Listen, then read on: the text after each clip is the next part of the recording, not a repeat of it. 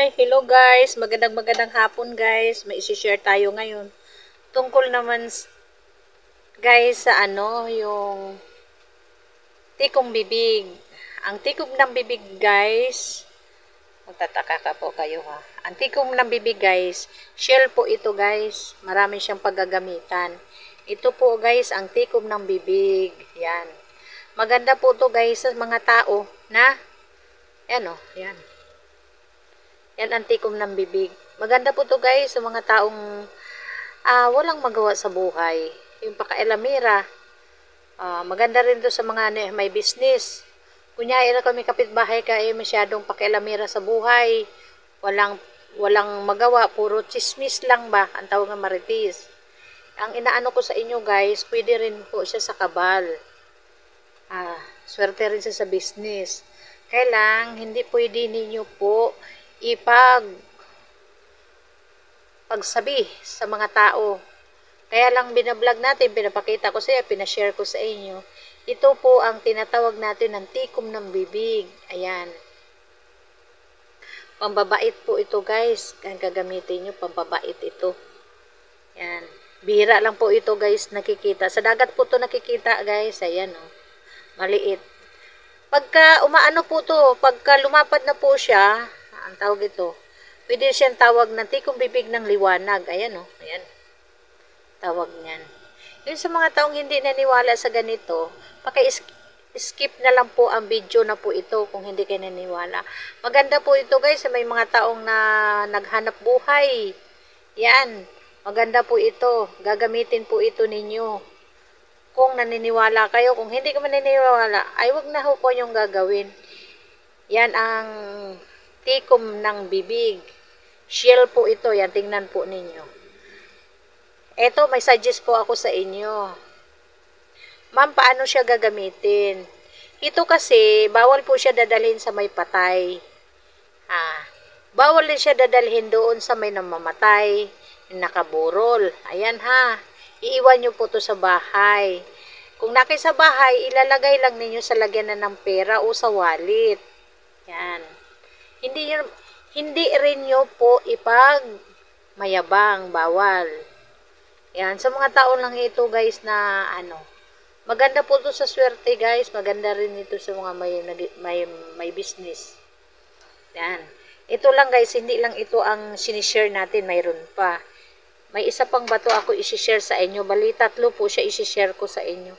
Ito po yung bato na, ayan o. Bato po ha, bato lang ha. Ayan, nagpo-form po siya ng Yan. Yan ang buto ng kalamansi. Yan, malaki lang po siya o. Yan. Yan, malaki. Bato po yan guys ha. Ayun, sabihin nyo naman. Ay, bato lang po yan ma'am. Kasi ang daming form na ng bato. Yan o, malaki. Ito naman guys, lagay lang ninyo sa wallet. Lagyanan sa pera. Maganda rin ito. Maganda rin ito siya. Kuya, may sabong kayo. Maganda rin siya. Ayan o. Tingnan nyo mabuti o. Ayan. Kakaibang bato. Ayan. Ayan. Para rin ito siya ng ngipin ng kidlat. Kaya lang hindi siya namamagnet. Ayan. Ang tawag ito ay buto ng kalamansi. Kaya lang malaki. Anong klaseng buto ng kalamansi? Tapos guys, mayroon pa iisa. Natin. Ang tawag natin ng bato, stone to eh. Yan. Yan ang bato ng batuara. Ayan. Yan ang batuara guys. Yan oh. Malabo yung natin. Yan. Yan po ang batuara. Ito ang batuara. Maganda po ito guys, ang batuara. Marami siyang paggagamitan na batuara. Sakali ang nagpapakita nito. Marami talaga ng bato. Bato nagpapakita. Kailang depende sa bato ha. Yan. Itong bato na po yan guys. Nagliliwanag yan paglapit natin. Bali 3 bato yung sinishare natin.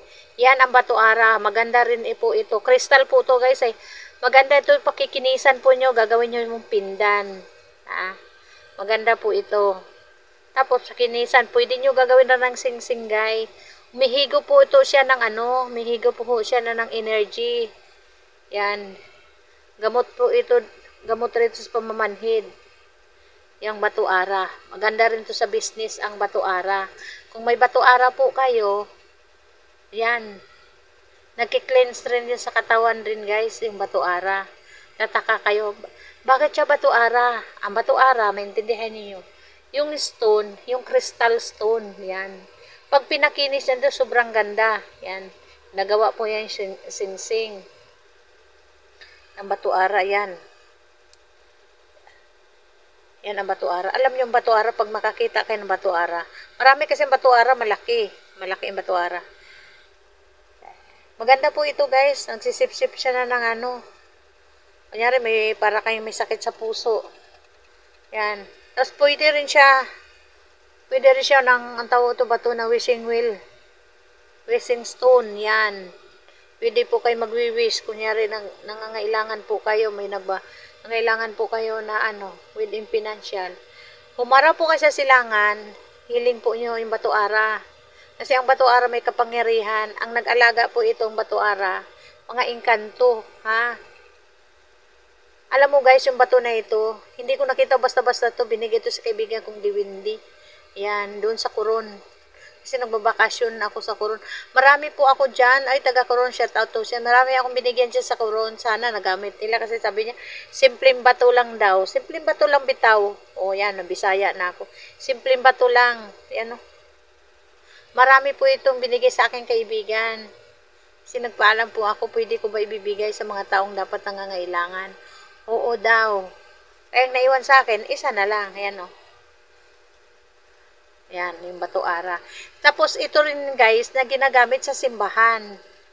Yan, ginagawa ng dekorasyon din sa simbahan dahil alam nila na ang bato-ara talagang maraming pinagagamitan. Ano yan, bago kayo bibigyan ng bato-ara, mga ano to sa mga diwindi, nagdadala ng swerte. Bato lang po yan, simple, hindi nyo alam, nagdadala po ng kalinisan sa puso, at saka nagdadala ng ano, nag-a-attract dito ng ano guys, kayamanan. Hindi lang ano, tawag nun, hindi lang siya na basta-basta na bato. Tapos pag dinala mo ito sa ano, sa kalikasan, mapunta ka ng dagat, alam na ang mga diwata na yung bato na yan, may kapangyarihan kasi sila nag-alaga itong bato-ara guys, yan. Ito lang guys, hanggang lang itong sinishare nating tatlo, yung bato-ara at saka yung bato ng kalamansi. Kahit yung bato nating kalamansi guys, sobrang laki. Itong bato ng kalamansi, nagdadala rin ng swerte, nilalagay rin sa wallet, tapos lagay sa pouch na pula. Yan. Yung mga bato na yan, sinishare natin yan guys, dahil dahil gumagamit na po ako ng ganito. Kaya lang, wag ho kayo mahiling na hindi yung masyadong madami. Hanggang dito lang guys, maraming salamat sa inyong lahat. Gandang